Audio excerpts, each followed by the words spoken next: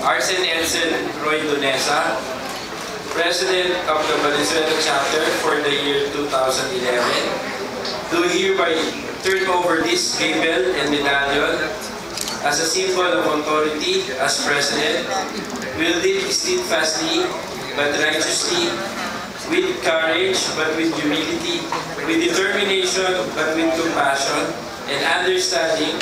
And as you receive this gable and medallion and authority that goes with it, may God help you with your undertaking.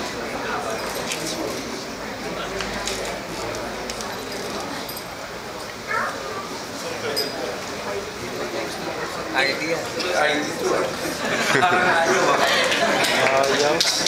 Ayaw bigoy.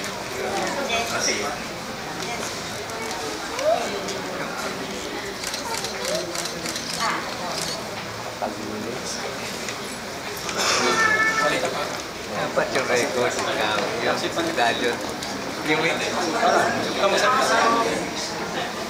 I, Helen Polioso, President of Valenzuela Chapter for the year 2012, do hereby accept this gable and medallion as a symbol of authority as President of the Valenzuela Chapter, with the Constitution and bylaws as my guide, and with the blessing of our God Almighty.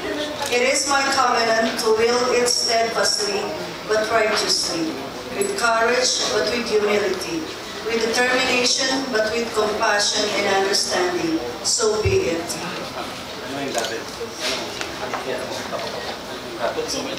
Makita mo niya.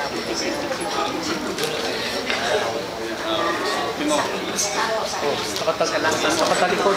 Harap dito, harap dito.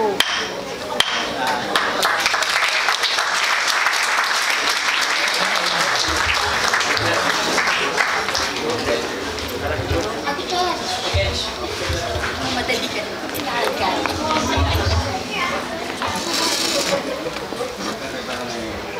Ma'am, di lang po.